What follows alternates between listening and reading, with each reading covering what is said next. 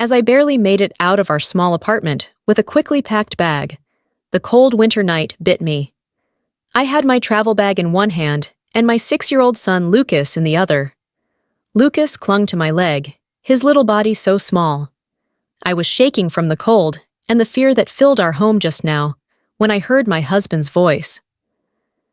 Daniel's frustrated voice continued to warn me not to come back. I could feel how quickly our lives had fallen apart when he ran his hand across my cheek. I stood there for a moment, shocked by what had just happened. It wasn't the first time Daniel had done something like this. This time, he refrained from raising his voice or hand.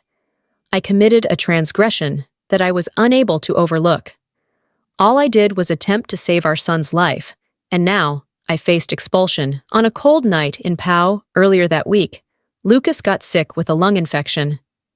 At first, we thought he had a cold, but as the days went by, his coughing got worse, and his it became challenging for him to breathe. I could see fear in his eyes as he fought for every breath, and it broke my heart. Daniel's job at a nearby factory barely paid for our rent and food, but I knew we had to do something. I went to see Dr. Ola, the kind doctor, with the little money we had saved, even though Daniel didn't want me to. When he checked Lucas out at the community clinic, he did so with gentle hands and a frown on his face. His diagnosis confirmed my worst fears. He said in a worried voice that he fears he has pneumonia. We need to start treatment right away. Any delay could be dangerous. I fought back tears as I nodded and held Lucas close. Dr. Olara scribbled a prescription on my chest as his pen scraped against it. The test in the quiet of the exam room, he told me. Maria, I know times are. It's challenging, but it's crucial to ensure that he takes all of the medications I gave him at the clinic. It shattered my heart and heightened my sense of responsibility. The medicines weren't cheap, and I knew Daniel would be very angry.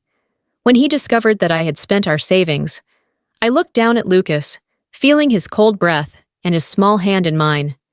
I knew I had to take action, so I managed to conceal the medicine for 3 days. Gabriel was getting his doses while my husband was at work or asleep, but Daniel came home that fateful night. Early in the morning, he caught me measuring out the sticky pink liquid and demanded his share.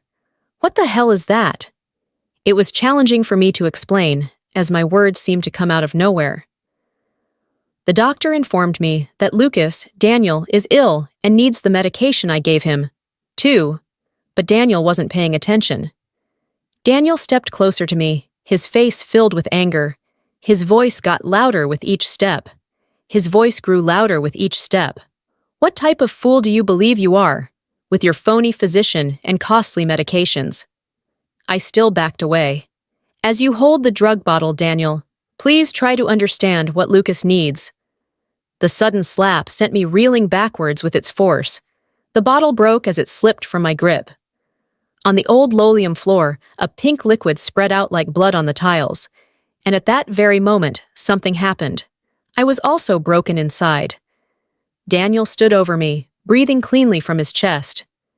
Make a mistake, he spits, and once you're done, depart. I won't have a wife who doesn't listen to me.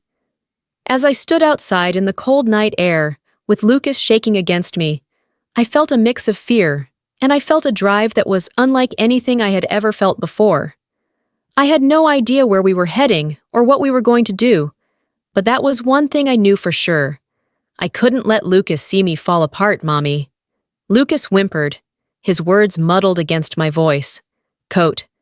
Where are we going? I asked as I bent down and put my hands on his cheeks.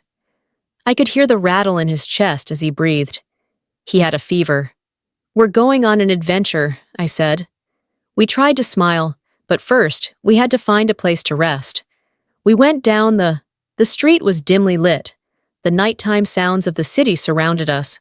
Dogs barked in the distance, and somewhere nearby, the rhythm of spare music resonated through an open window.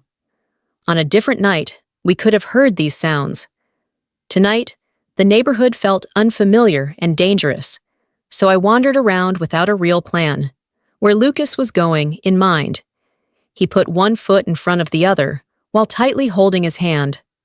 My mind raced as I considered and ruled out the places where my parents lived. The fair was located several hours away in the country, and I lacked the necessary funds for a bus ticket. Most of my friends were really Daniel's friends, and I couldn't take the chance of asking them for help. As we turned a corner, I saw a sign I knew, which made my heart skip a beat. I had walked by the neighborhood women's shelter many times on my way to the market, but I never thought I'd one day be there. I went there to find refuge. The shelter was a plain-looking house with windows. The room was completely dark, save for a single light near the door. I paused for a moment. Putting my hand on the old brass doorknob made me wonder if this was all real. Was I about to become, I had to accept defeat, and the fact that my marriage was over. Lucas's cough was such that it broke my back. During my hesitation, the focus shifted from me to preserving my son. When I pushed open the door, I felt safe and healthy. The warmth inside was a stark contrast. The cold night air made a woman look up from her desk, her eyes widening as she saw how messy we looked. The kindness in her voice made her say, "Can I help you?" as she slowly got up from her chair. Was the last thing that stopped the tears I'd been keeping back for hours, maybe even years, beginning to fall. "Please, we need help in a few hours." In an instant, the woman who said her name was Fernanda ushered us into a small room with 2 narrow beds. She brought us warm blankets and a meal for Lucas, steamed chicken soup. The smell of the bowl fills the room with thoughts of better, safer times. Lucas's eyes were heavy with tiredness and illness. Fernanda gently questioned me. I found myself telling her the whole story, not just of that night, but of the last 2 years as well. I discussed Daniel's increasing irritability, which manifested in his use of rude language and slamming doors. Self-doubt. I told myself it wasn't as awful as it seemed if I just worked harder and loved more. When I told Fernanda that things would get better, she listened without passing judgment and put her hand on mine to calm me. When she finished, she gazed at me with understanding in her eyes. "Mara," she said. "What?" "What happened to you wasn't your fault. You did the right thing by coming here." Those words are so easy, but they mean so much. It broke something inside me, and I let myself feel the weight of what I'd been through for the first time. Fernando put his arm around me, and I cried until I had no more tears in my eyes. When I finally settled down, Fernanda put her shoulders on mine and helped me get Lucas. He was still having trouble breathing when he got into bed, and I knew he would need to see a doctor again soon. For now, though, he was being safe was all that counted. As I lay in the small bed next to my son and listened to the strange sounds I looked at the ceiling with its chipped paint and thought about the safety around us. Each question was more difficult than the last. One. What were we going to do tomorrow? How would I take care of Lucas by myself? Would Daniel come looking for us? We didn't know, but there was a small spark of something building beneath the fear and doubt. I took the first step toward a new life, filled with hope or determination. One where my son's health came first. It wouldn't be easy, but as I fell asleep, Lucas's little hand clasped mine. I knew that we would figure out a way to move forward. The night progressed at a steady pace. Lucas's coughing and the strange noises and groans coming from the cover broke up the silence. With the first light of dawn, as light started to come through the thin curtains, I felt a strong sense of peace wash over me. We had made it through the night. Having taken the first step, we could handle any issues. When I woke up, there were only a few rays of sunlight coming through the blinds. Because I was in a place I didn't know, the events of the previous night came back to me quickly, and I feel fear, sadness, and a strange kind of release all at the same time. I glanced over at Lucas, who was still asleep. Yul was lying next to me. His breathing was rough but steady. I was trying to get my thoughts together. I was deep in thought when I heard a soft knock on the door. It was Fernanda, the lovely woman who had welcomed us the night before. "Hello, Maria," she whispered softly as she entered the room. "How are you and Lucas? Do this morning?" I sat up and ran my hand through my knotted hair.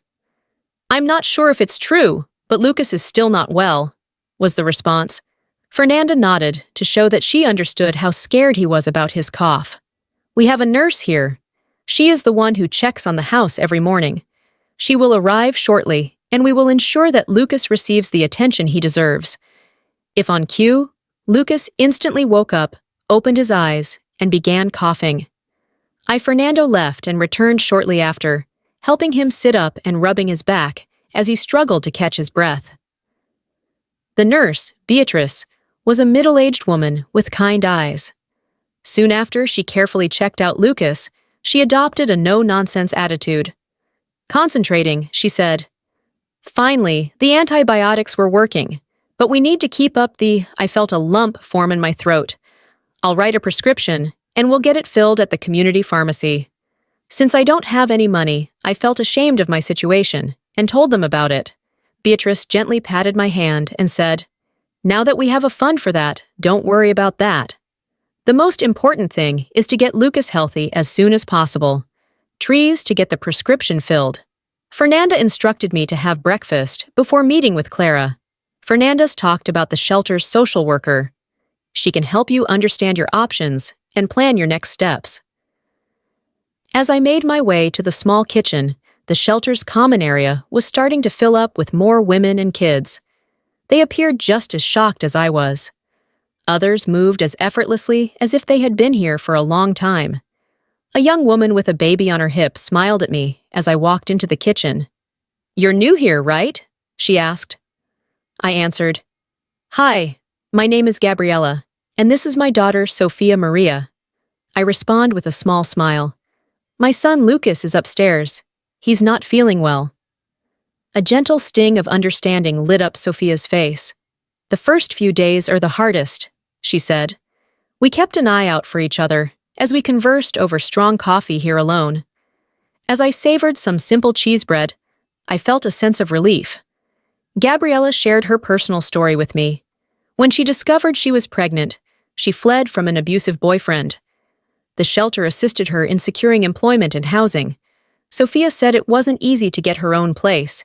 It was better than living in fear, and she deserves a life without fear. Her statement about violence deeply affected me. Wasn't that exactly what Lucas should not experience anxiety in his life? He should have the freedom to grow and thrive without any constraints. Observing the angry shadow his father cast over him, I met with Clara, the social worker, after breakfast. Her office was, "There are bright posters on the walls about women's rights and domestic violence tools," making the room feel small but cozy.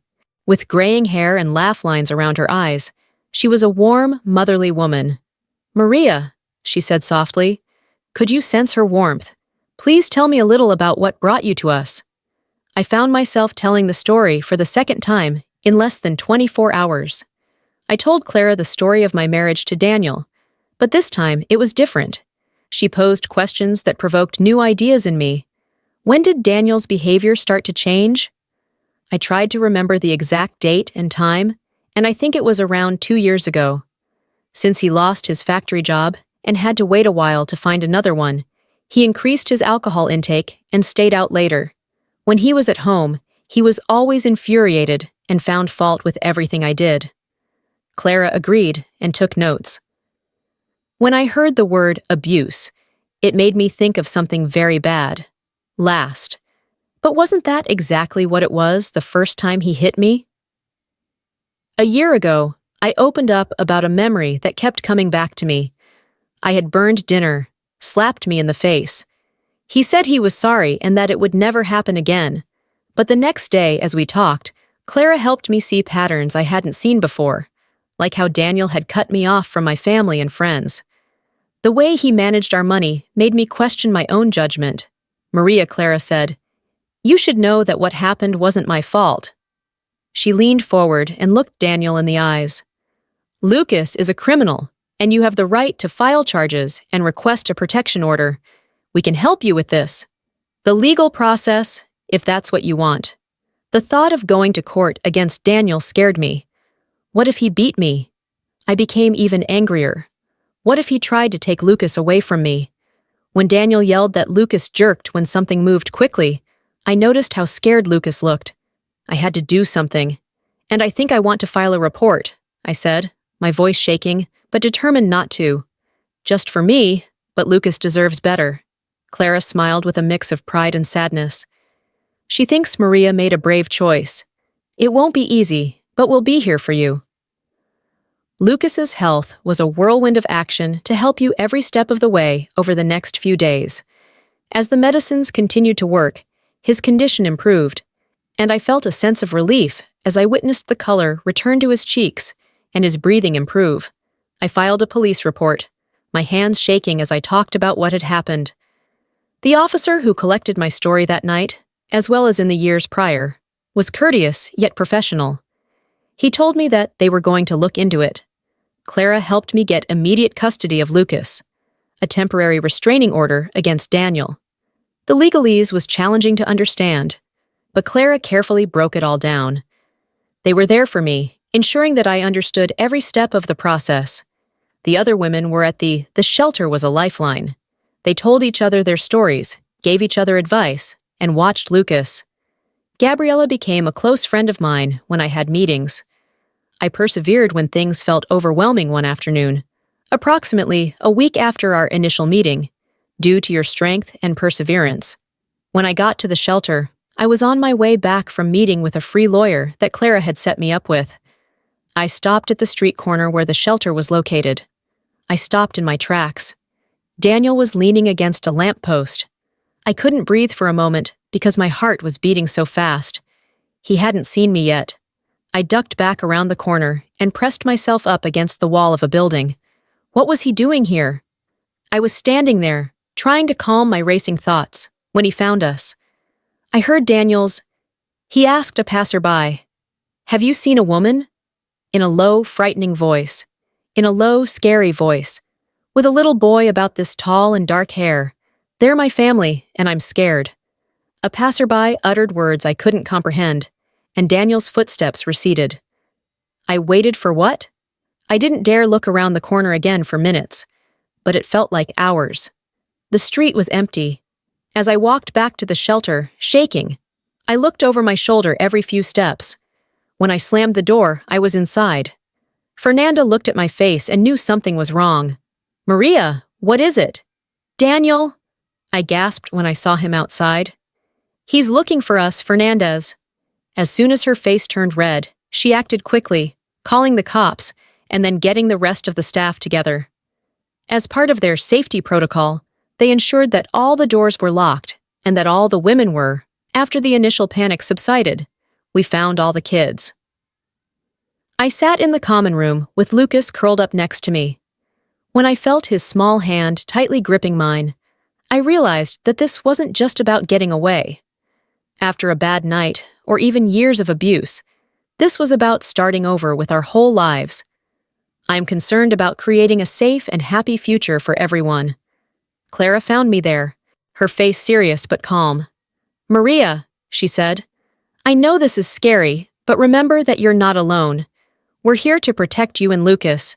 Keep sitting next to me. We will make every effort to ensure your safety." Lucas squeezed my hand as I nodded and tried not to cry. I held his hand and looked down at his trusting face and brave little smile. I knew that no matter what difficulties lay ahead, there were challenges ahead, but we would face them together. We had begun a new life, and there was no turning back now. Only considered our future in the weeks after Daniel arrived near the days at the shelter were full of action and feelings, and each day brought new problems. I clung to not only big wins like lifelines in a wild sea, but also little ones. The shelter became our safe haven, a place of refuge. When Lucas and I were preparing for a fight, we didn't have to worry about being scared. Clara, our guardian angel, she dressed as a social worker and guided us through the complex legal process. She put me in touch with Alice for free. Alice, a strong woman, was a lawyer specializing in domestic abuse cases. She was resolute and confident in her abilities. Maria Alice told me in our first meeting, her dark eyes fierce, "I want you." She gave me strength when mine was weak. Understanding that what happened between you and Lucas wasn't your fault is important. We have rights, and we're going to fight for them. As she laid out our plan, I felt a mix of hope and fear. They are requesting full custody of Lucas, a lifelong order of protection against Daniel, and money to help pay Lucas's expenses. I knew it would be much harder than it sounded when Alice said it. Take care. The days mixed. Together, in a fog of papers, meetings, and getting ready, I learned about the law. The terms declaration and deposition are increasingly becoming commonplace in my daily conversations. I never thought I'd need to know them. I tried to hide the worst so Lucas could feel normal while we were going through it. Lucas, my brave little soldier, seemed to understand how serious our situation was. He didn't complain much, even when we had to move to a different room in the shelter for safety reasons. When Daniel showed up, I was surprised by how strong he was, and his unwavering trust in me gave me strength one night as Luke looked up at me with those big, serious eyes as I put him to bed. In a soft voice, he asked, "Mommy, are we ever going back home?" His words made my heart hurt. How could I tell my 6-year-old that the place we used to live isn't safe anymore? Take a deep breath and think about what you're going to say. Lucas moi mo, I started, man. Stroking his hair, home isn't just a place. It's where we feel loved and safe. We live here right now, but soon we'll have a new house just for you.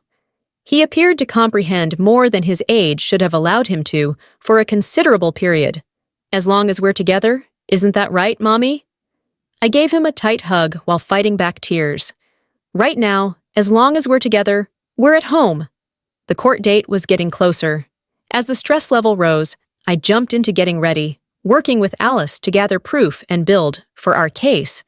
We got medical papers showing Lucas's illness and statements from neighbors who saw me hurt.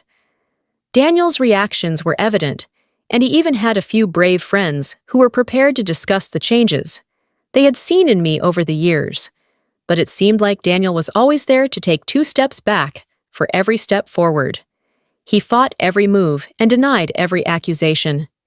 His lawyer was a smooth man in court. The worst happened because my expensive suits made me look like an unstable mother who overreacted to a small domestic disagreement. One afternoon, after giving some paperwork to the courts, I heard his voice before I saw him. The tone that once seemed familiar is now evoking chills. Maria Daniel called his. I turned around and saw him leaning against a nearby car. His eyes were hard, despite his relaxed stance. Do you think this has gone on for too long? I froze. My heart was racing, and we were in a panic. I was scared even though it was daytime, and I was in a public place, Daniel. My voice was more steady than I thought it would be. You shouldn't be here, Dash. He waved his hand dismissively. What does this piece of paper mean? We both know it's all a mistake. Is it possible for you to come home? We can figure this out for Lucas's sake. I woke up when I heard my son's name. I straightened up and looked Daniel in the eye. Lucas and I are not coming back. Please don't look us in the eye. I was on the verge of departing when his words abruptly halted my progress. He laughed and said, You think you can do this on your own? You're nothing without me, Maria. A judge won't side with a woman who can't even care for her own child without having to run to a shelter. I didn't go back to give him the pleasure of seeing how his words affected me. Instead, I left. I increased my pace to the point where I was practically running, and I refused to stop until I returned to the shelter. I couldn't hold back tears as Gabriella held me that night. Once Lucas was sound asleep, I sat down with Clara and Alice and told them what had happened. Alice had a sad expression on her face as she took notes. That's good, Maria, she said, looking at my notes. Daniel has breached the protection order, despite its apparent inconsistency. We can use this as a clear warning. It's agreed that you're stronger than he believes Maria is, and stronger than you realize. I felt pleased when they told me, You've come so far already. However, I continued to question my strength. To see this through? Could I really make a life for Lucas and me by myself in the days before the Sadian as the days before the trial went by? I worked hard to get ready. Alice and I practiced my statement over and over again. We prepared for all potential defense questions and were prepared for Daniel's attempts to attack me. I couldn't sleep the night before the trial, so I paced around the small room. Lucas and I shared a room, and my mind was racing with all the potential problems. The judge didn't believe me. If Daniel had been able to prove that I wasn't a decent mom, I would have lost Lucas. He couldn't stand having to deal with Daniel's anger and lack of control in the early morning hours. I was exhausted and stressed out when I found myself in the shelter's small chapel. I'm not very religious, but the quiet, sacred space called to me. I sat down on one of the old wooden benches.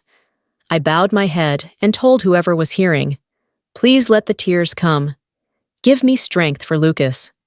I was sitting there when the first rays of dawn came through the stained glass windows and lit up the church.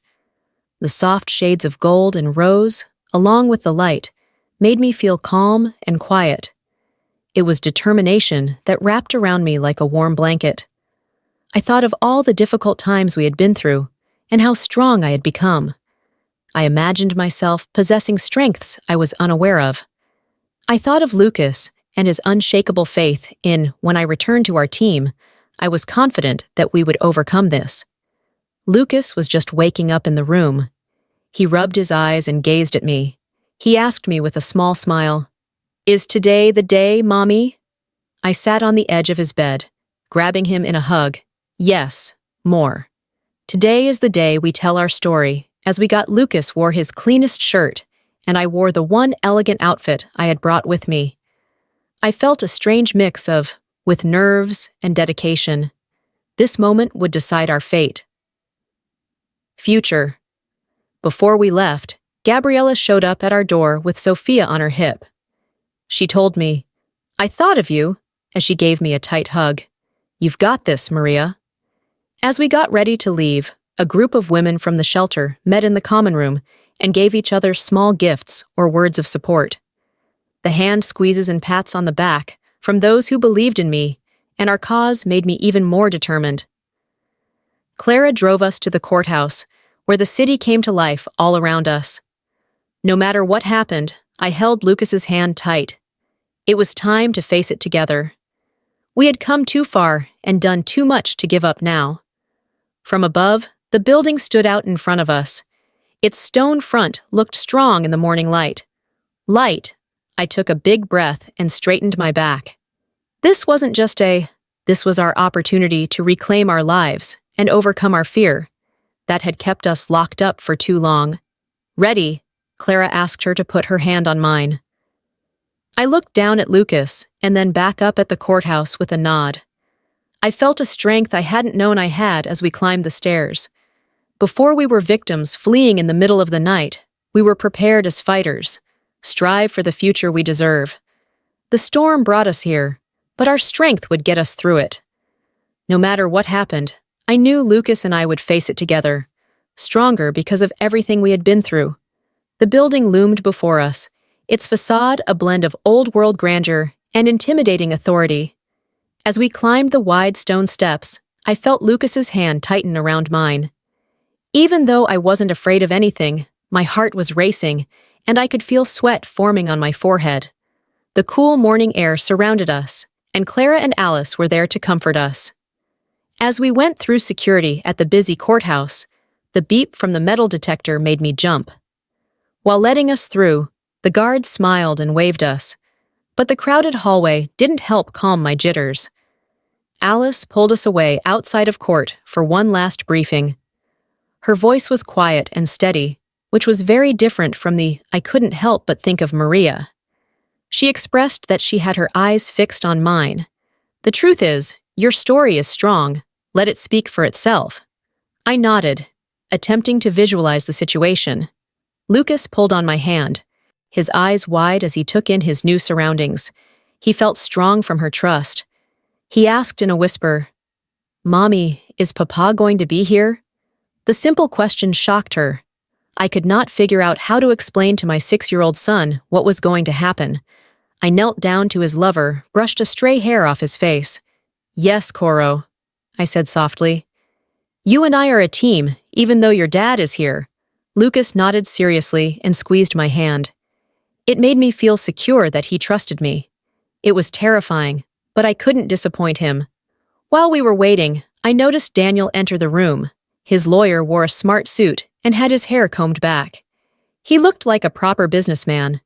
When we looked at each other across the hallway, I felt a chill. There was a calm front, but I could see anger building up just beneath the surface. Before I could think about it any longer, the doors to the courtroom opened. "It's time," Alice said, leading us in. Moving forward, the courtroom was smaller than I thought it would be, but it was still scary. There were dark wood panels on the walls, and the judge's bench stood tall above the rest of the room.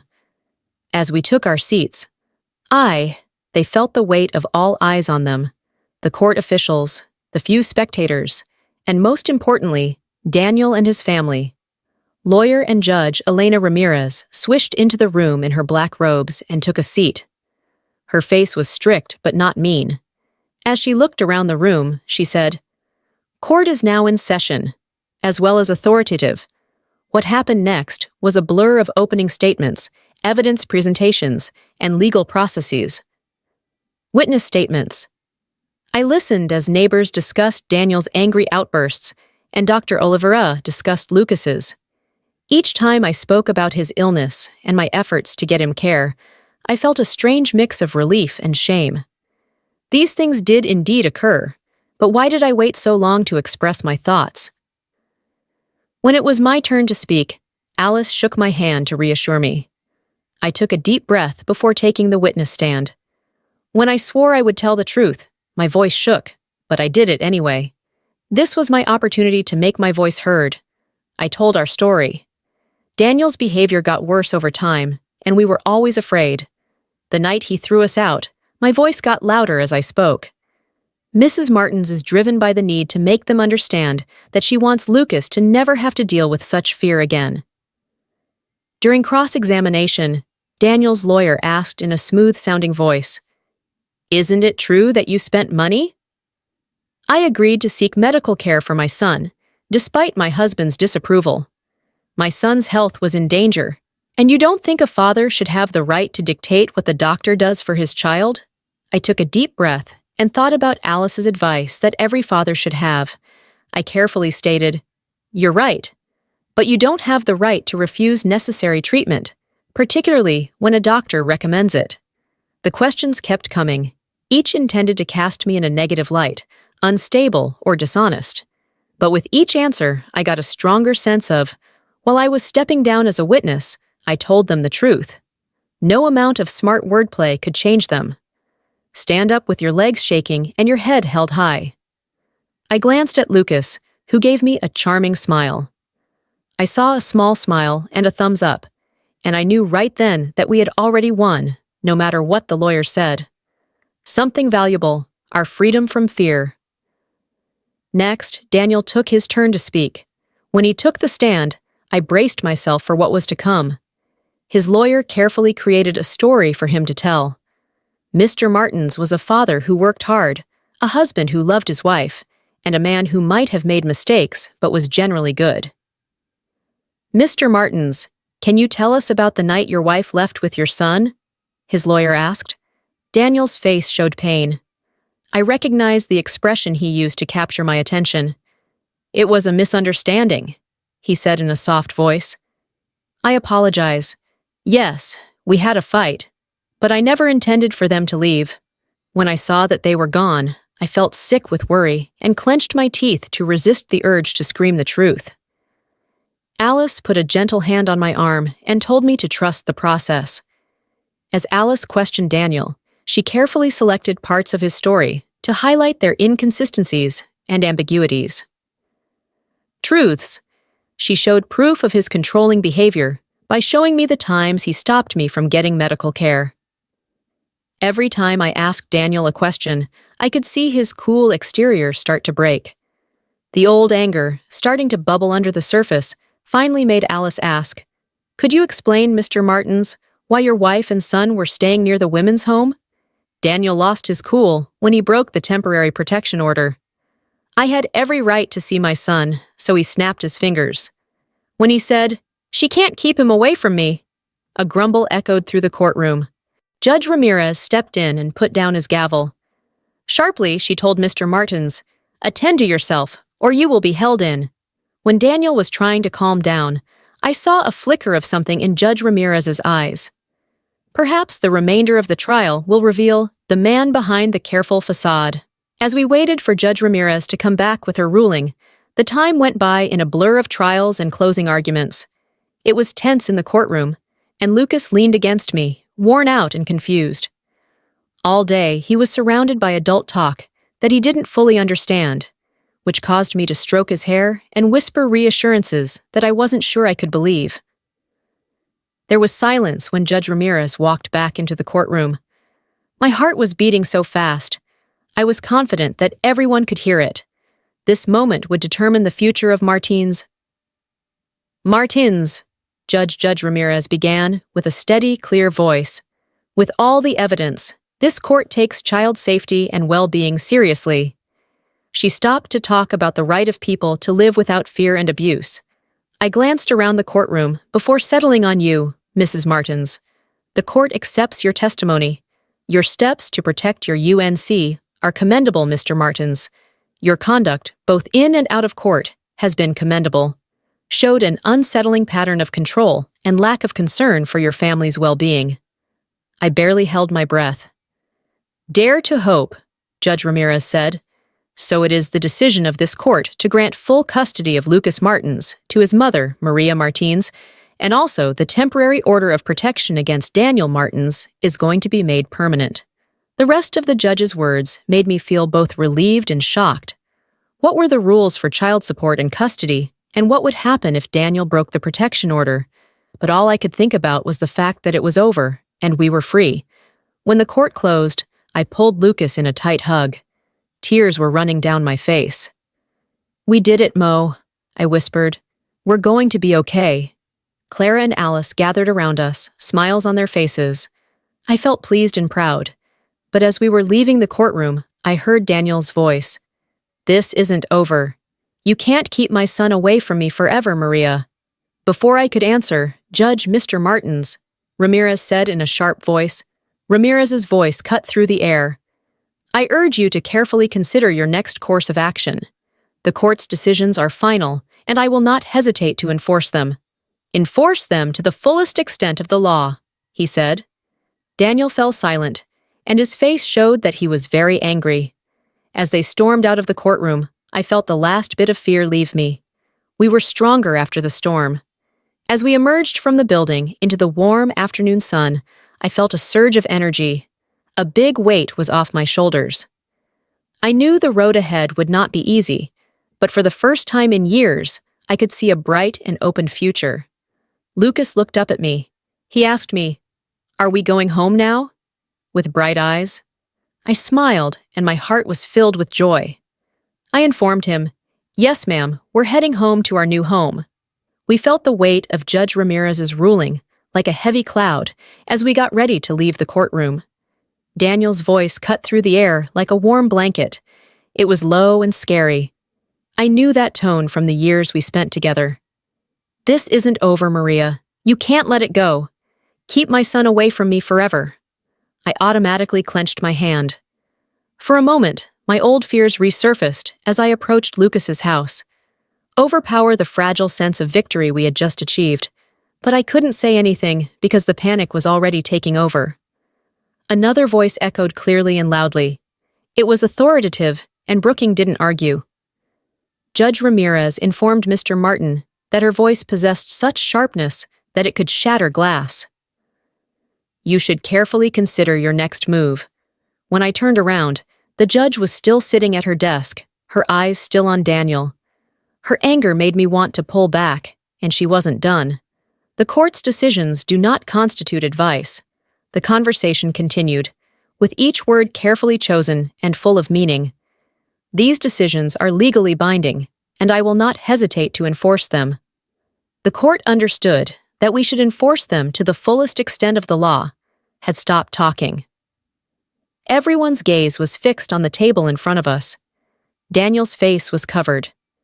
The judge's unwavering gaze caused the barely controlled anger to explode. It was a sight I never thought I'd see.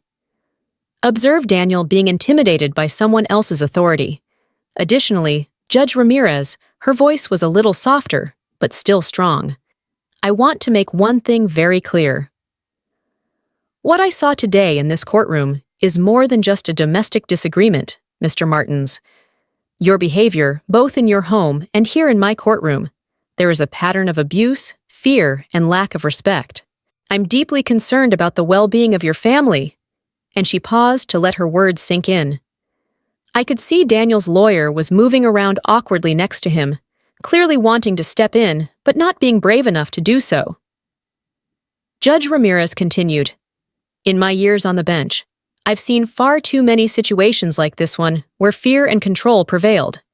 They portray love and safety, yet children grow up believing that threats and violence are commonplace." She looked a little less serious as she said, "Family life? Not in my courtroom, not on my watch. To Lucas and Mrs. Martins, I want you to know that you did the right thing here today. It takes a lot of courage. Protect yourself and your child from abuse. The road ahead won't be easy, but you've already taken the first step. The most important one. I could feel tears welling up in my eyes due to this. After hearing the judge's words for a long time, I began to doubt myself, wondering if I was exaggerating or if I was somehow at fault. Receiving affirmation for my actions was more impactful than assigning blame for Daniel's actions. More than I thought possible, Judge Ramirez turned her attention back to Daniel. "Mr. Martins, take this time to consider how your actions affected this court. You should attend anger management classes and therapy, and I urge you to really pay attention to these, not just as..." She leaned forward slightly, her voice taking on a tone of urgency. Observing compassion is important because being a father encompasses more than just nature and the law. It also involves love. If you really want to be a part of your son's life, you need to help him grow and thrive by giving him support and a safe place to do so. You need to show that you can be the father he deserves. Daniel's face was a mess of feelings. I saw anger, shame, defiance, and what might have been sorrow flash across his face for a moment. I caught a flash of the man I loved all those years ago, before the anger and control took over, but it in an instant and was replaced by a hard, blank mask. "The court has been called off," Ramirez said, putting down her gavel with a loud crack as we walked away. On the way out of the courtroom, I felt like I was walking through a dream. What had just happened, our victory, was real. The judge's words about how the new future opens up in front of us all of a sudden were almost too much for Clara and Alice to handle. They were there to protect us from the curious looks as we walked through the courthouse rooms. Whispers that followed us, Lucas held on to my hand, keeping quiet, but keeping an eye on his young son. No doubt trying to make sense of the adult drama that had just happened. It was warm outside in the late afternoon. On my face, which was very different from the cool air conditioning in the building, I took a deep breath and felt like it was the first time in years that Maria Alice could really breathe easily, she said. "I know this is a lot to take in, but I want you to know how proud I am of you. You stood up for me and for yourself. Lucas, today you gave yourself a chance to start over." Clara agreed. "I agree with Judge Ramirez. The road ahead won't be easy, but you're already very strong, and know that you're not alone in this. Be here for you every step of the way." Their words washed over me like a balm to calm the storm of my feelings. The day I looked down at Lucas, whose big, trusting eyes were on me, I asked him softly, "What do you think more?" as we got ready for our new journey. Solemnly agreed, "Right, Mommy, always together," I promised, pulling him in. As we went down the steps of the building, I saw Ed, a familiar face in the crowd. Gabriella, who was little, was also there. Sophia on her hip, she ran over and gave me a one-arm hug. "I couldn't stay away," she said, her eyes shining with tears that hadn't been shed. "Know what happened?" I told her briefly about what happened in court, the witnesses, and the judge's ruling. Gabriella heard her, and her face was a mix of happiness and fierce pride. "You did it, Maria," she told Daniel. Squeezing my arm, "You really did it." "We did it," I told her, pointing out that she and all the other women at the shelter who helped us in that one easy way. I couldn't have done it without you all. I felt what you felt as we stood there, this strange little family brought together by chance and a shared battle. I felt a rush of hope that I hadn't felt in a long time. It was pure, uncut hope for the future. Our attention was drawn across the square to Daniel, who was involved in even though I was far away, I could tell that he was getting angry by the way his fists were rising and tensed, the stiff set of his shoulders and made fists. For a moment, I tensed up as an old fear rose up. But then I thought of what Judge Ramirez had said. The power of the court order now protects us. Let's go home, I said, leaving the scene of the crime home, not the apartment full of sad memories, but the home that had become our safe place would soon be gone, and we would have to find a new place to live. We had to start over with our lives, but for now the shelter was our home. As I left the building with Lucas's hand in mine, and friends who had become like family by my side, I felt lighter than I had in years. The road ahead was still unknown, but I was excited for the first time in a long time. That night, back in our small room at the shelter, I sat on the edge of Lucas's bed and watched to see where it might lead. He fell asleep, and his face was calm and free of the stress and fear that had become so common in the past few months. And I thought about everything we had been through and everything we still had to face. But mostly, I thought about Judge Ramirez's. She said, "Not in my courtroom, not on my watch." At that moment, I promised Lucas and myself that I would not be afraid, control, or accept anything less than the love and respect we deserve. That was the first step on the way to A. I was ready to make the most of my new life as I kissed Lucas on the face. As I got into my own bed, I felt a sense of peace settle over me. Tomorrow would bring new problems and choices. But tonight we felt safe and together. For the first time when I went to sleep with a smile on my face, I dreamed of the future we would build together. In the weeks after, the trial went by quickly, with a lot of action and feelings. Each day brought new problems to solve, but also small wins that I loved. The shelter that had kept us safe during the storm now felt like we were slowly coming out of the cocoon and getting ready to fly. Clara, our guardian angel, helped us. To get around in the complicated world of social services, you had to fill out forms, keep meetings, and do a lot of other things. There were so many choices to make that it was hard at times, but I was committed to building a stable future for Leek and me. Another month had passed since the trial. On a sunny morning, Clara came to the shelter with a huge smile on her face. Maria, barely able to hold back her excitement, said, "I have some news. We found a place for you and Lucas." When she said that, my heart skipped a beat. I almost didn't believe it, because it seemed too good to be true.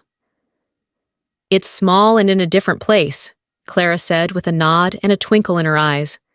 "Not only is it a clean, safe, and affordable area," she added with "it's close to a good school for Lucas," wink. Tears came to my eyes as the truth of this new start hit me. Lucas was over the moon because we were finally doing this and starting over. He looked at me with wide eyes when I told him we had our own place. I nodded and hugged him tightly.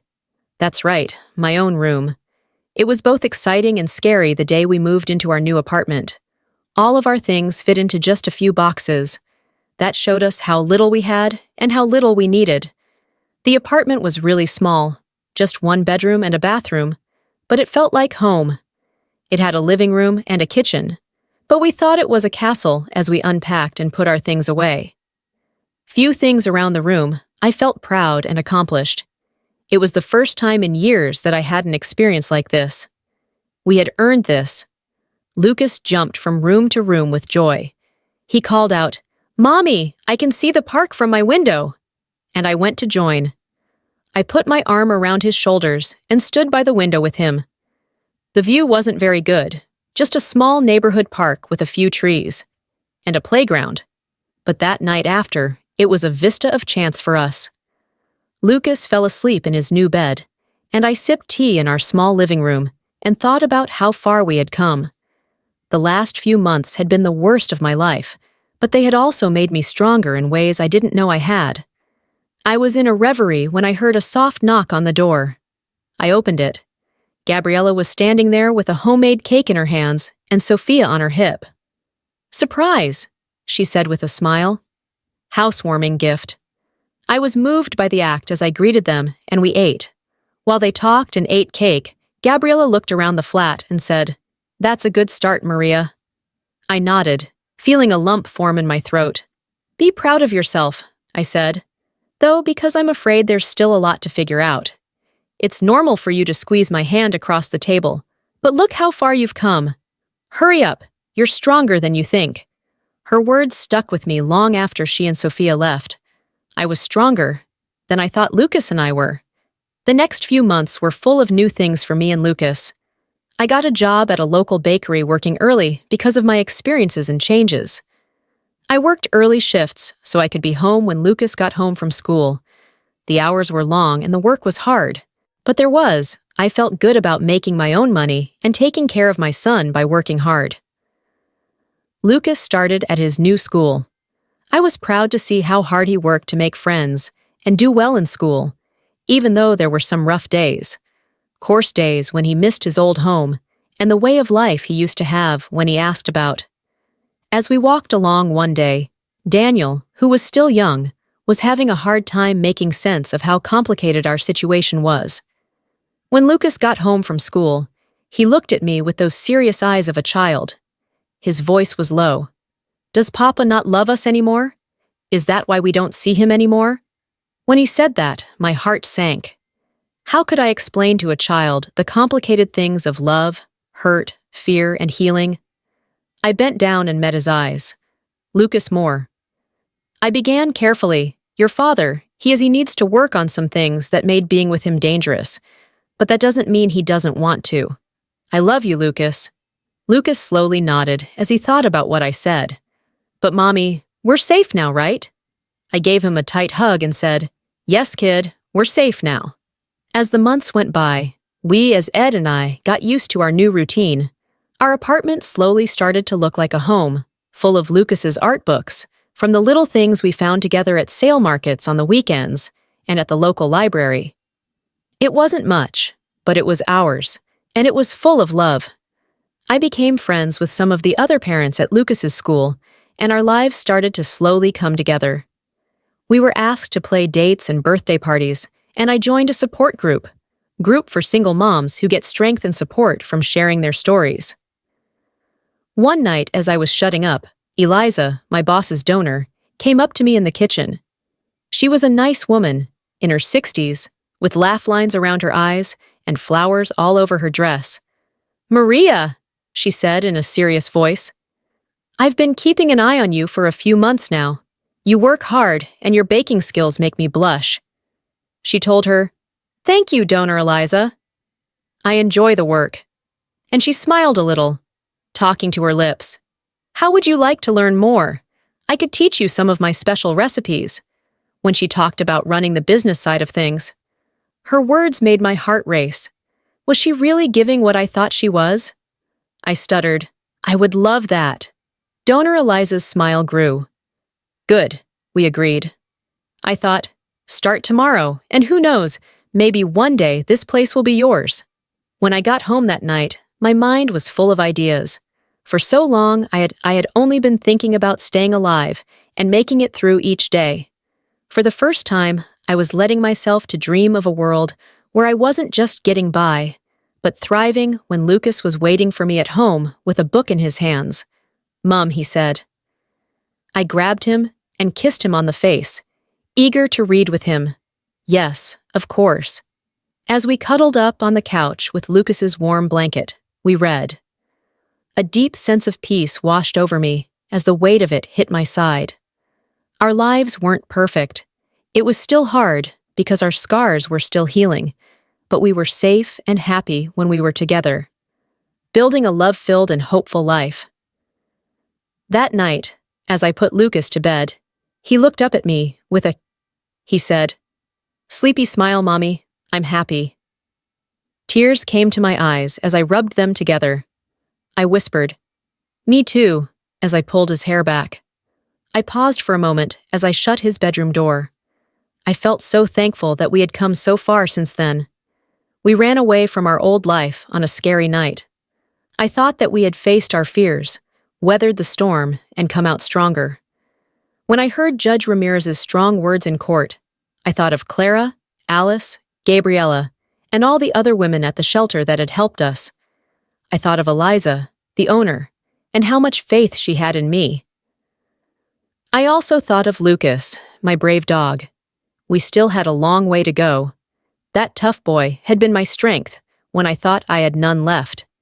There would be more problems to solve, but as I looked around our small flat, which was full of proof, I was sure we could handle anything that came our way in our new life. This was our first chapter, and we were writing it together, one day at a time. I was excited to see what the next page would bring for the first time in a long time.